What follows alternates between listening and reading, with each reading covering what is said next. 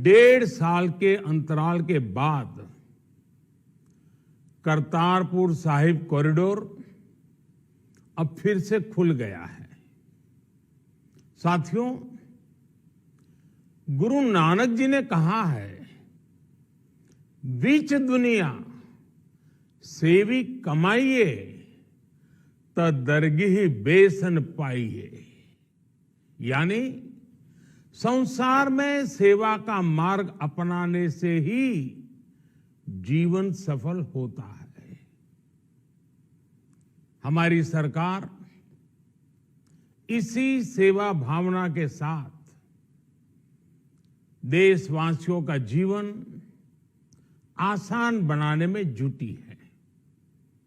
न जाने कितनी पीढ़ियां जिन सपनों को सच होते देखना चाहती थी, भारत आज उन सपनों को पूरा करने का भरपूर प्रयास कर रहा है। साथियों, अपने 5 दशक के सार्वजनिक जीवन में मैंने किसानों की परेशानियों को, उनकी चुनौतियों को बहुत करीब से देखा है, महसूस किया है। इसलिए जब देश ने मुझे 2014 में प्रधानमंत्री के रूप में सेवा का अवसर दिया, तो हमने कृषि विकास, किसान कल्याण को सर्वोच्च प्राथमिकता दी। साथियों,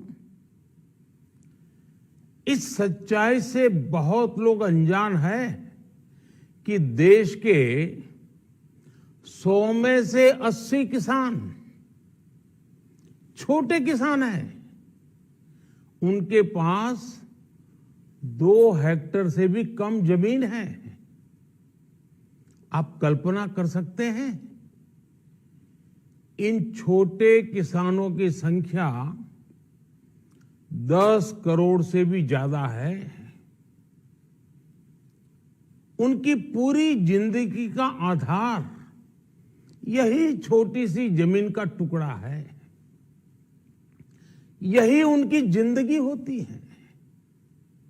और इस छोटी सी जमीन के सहारे ही वो अपना और अपने परिवार का गुजारा करते हैं। पीढ़ी दर पीढ़ी परिवारों में होने वाला बंटवारा इस जमीन को और छोटा कर रहा है। इसलिए देश के छोटे किसानों की चुनौतियों को दूर करने के लिए हमने बीज, बीमा, बाजार और बचत, इन सभी पर चौतरफा काम किया। सरकार ने अच्छी क्वालिटी के बीज के साथ ही किसानों को neem coated urea, soil health card, micro irrigation जैसी सुविधाओं से भी जोड़ा। हमने 22 करोड़ सॉइल हेल्थ कार्ड किसानों को दिए और इस वैज्ञानिक अभियान के कारण एग्रीकल्चर प्रोडक्शन भी बढ़ा। साथियों, हमने फसल बीमा योजना को अधिक प्रभावी बनाया। उसके दायरे में ज्यादा किसानों को लाए। आपदा के समय ज्यादा से ज्यादा किसानों को आसानी से मुआवजा मिल सके, इसके लिए भी पुराने नियम बदले। इस वजह से बीते 4 साल में 1 लाख करोड़ रुपए से अधिक का मुआवजा हमारे किसान भाई बहनों को मिला है। हम छोटे किसानों और खेत में काम करने वाले श्रमिकों तक बीमा और पेंशन की सुविधाओं को भी ले आए। छोटे किसानों की जरूरतों को पूरा करने के लिए सीधे उनके बैंक खातों में 1,62,000 करोड़ रुपए ट्रांसफर किए, सीधे उनके खाते में।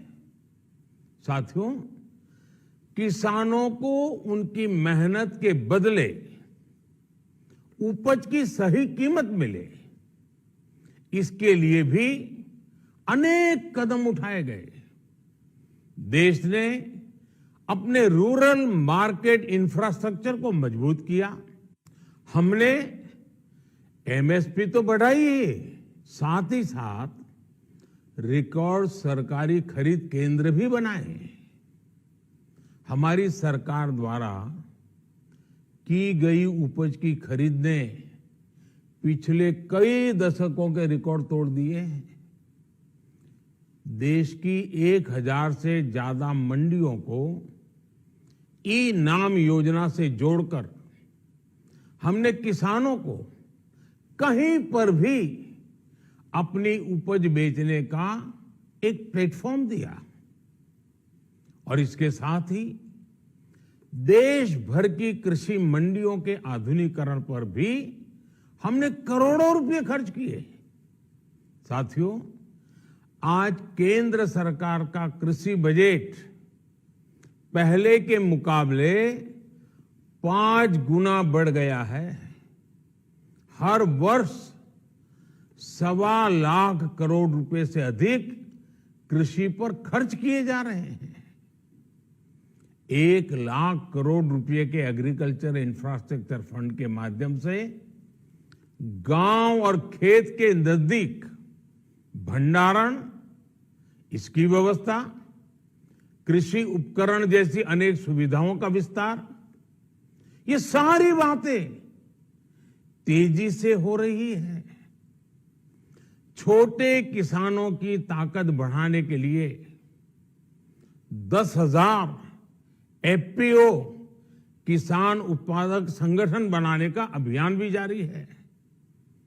इस पर भी करीब 7,000 करोड़ रुपए खर्च किए जा रहे हैं। माइक्रो इरिगेशन फंड के आवंटन को भी 2 गुना करके 10,000 करोड़ रुपए कर दिया गया है। हमने क्रॉप लोन भी 2 गुना कर दिया, तो इस वर्ष 16 लाख करोड़ रुपए हो जाएगा। अब पशुपालकों को मछली पालन से जुड़े हमारे किसानों को भी किसान क्रेडिट कार्ड का लाभ मिलना शुरू हो गया है। यानी हमारी सरकार किसानों के हित में हर संभव कदम उठा रही है, लगातार एक के बाद एक नए कदम उठाती जा रही है। किसानों की आर्थिक स्थिति सुधरे, उनकी सामाजिक स्थिति मजबूत हो, इसके लिए पूरी ईमानदारी से काम कर रही है। साथियों, किसानों की स्थिति को सुधारने की इसी महाअभियान में देश में 3 कृषि कानून लाए गए थे। मकसद ये था कि देश के किसानों को, खासकर छोटे किसानों को और ताकत मिले, उन्हें अपनी उपज की सही कीमत और उपज बेचने के लिए ज्यादा से ज्यादा विकल्प मिले। बरसों से ये मांग देश के किसान, देश के कृषि विशेषज्ञ, देश के कृषि अर्थशास्त्री, देश के किसान संगठन लगातार कर रहे थे। पहले भी कई सरकारों ने इस पर मंथन भी किया था। इस बार भी संसद में चर्चा हुई, मंथन हुआ और ये कानून लाए गए। देश के कोने कोने में कोटि कोटि किसानों ने, अनेक किसान संगठनों ने इसका स्वागत किया, समर्थन किया। मैं आज उन सभी का बहुत बहुत आभारी हूं, धन्यवाद करना चाहता हूं। साथियों, हमारी सरकार किसानों के कल्याण के लिए, खासकर छोटे किसानों के कल्याण के लिए, देश के कृषि जगत के हित में, देश के हित में, गांव गरीब के उज्जवल भविष्य के लिए पूरी सत्यनिष्ठा से, किसानों के प्रति पूर्ण समर्पण भाव से, नेक नियत से ये कानून लेकर आई थी।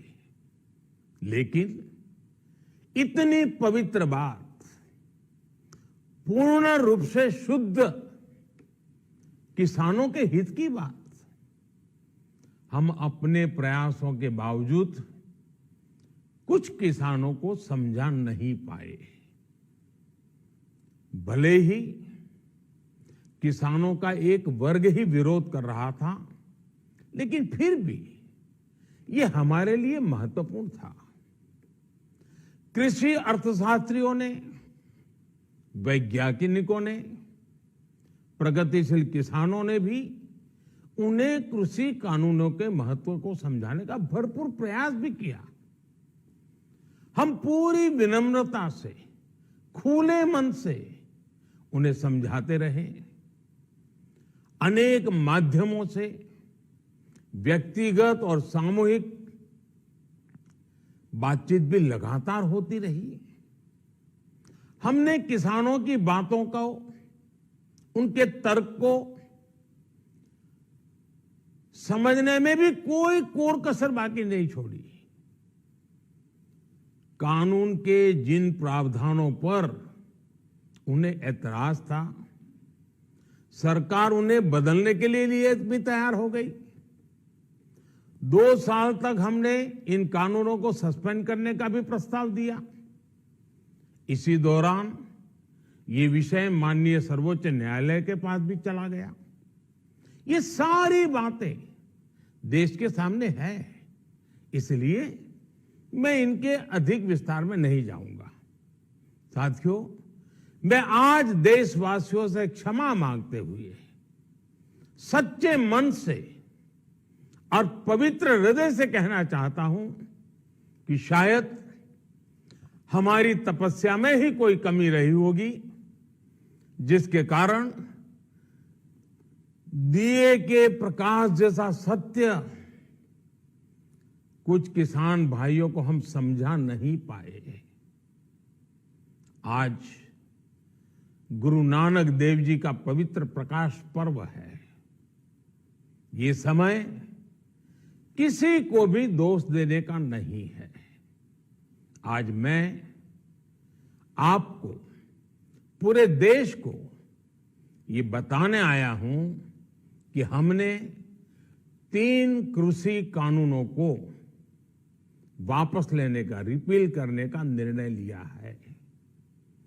इस महीने के अंत में शुरू होने जा रहे संसद सत्र में, इसी महीने में, हम 3 कृषि कानूनों को रिपील करने की संवैधानिक प्रक्रिया को पूरा कर देंगे। साथियों, मैं आज अपने सभी आंदोलनरत किसान साथियों से आग्रह कर रहा हूं, आज गुरु पर्व का पवित्र दिन है। अब आप अपने अपने घर लौटे, अपने खेत में लौटे, अपने परिवार के बीच लौटे। आइए एक नई शुरुआत करते हैं, नए सिरे से आगे बढ़ते हैं। साथियों, आज ही सरकार ने कृषि क्षेत्र से जुड़ा एक और अहम फैसला लिया है। 0 बजट खेती यानी प्राकृतिक खेती को बढ़ावा देने के लिए, देश की बदलती आवश्यकताओं को ध्यान में रखकर क्रॉप पैटर्न को वैज्ञानिक तरीके से बदलने के लिए एमएसपी को और अधिक प्रभावी और पारदर्शी बनाने के लिए ऐसे सभी विषयों पर भविष्य को ध्यान में रखते हुए निर्णय लेने के लिए एक कमेटी का गठन किया जाएगा। इस कमेटी में केंद्र सरकार, राज्य सरकारों के प्रतिनिधि होंगे, किसान होंगे, कृषि वैज्ञानिक होंगे, कृषि अर्थशास्त्री होंगे। साथियों, हमारी सरकार किसानों के हित में काम करती रही है और आगे भी करती रहेगी। मैं गुरु गोविंद सिंह जी की भावना में अपनी बात समाप्त करूंगा। देहि शिवावर मोहे इहे, शुभ कर्मन ते कबहू न टरो। हे देवी, मुझे ये वर दीजिए कि मैं शुभ कर्म करने से कभी पीछे ना हटूं। जो किया किसानों के लिए किया, जो कर रहा हूं देश के लिए कर रहा हूं। आप सभी के आशीर्वाद से मैंने मेहनत में पहले भी कोई कमी नहीं की थी। आज मैं आपको विश्वास दिलाता हूं कि अब और ज्यादा मेहनत करूंगा ताकि आपके सपने साकार हो सके, देश के सपने साकार हो सके। आपका बहुत बहुत धन्यवाद। नमस्कार।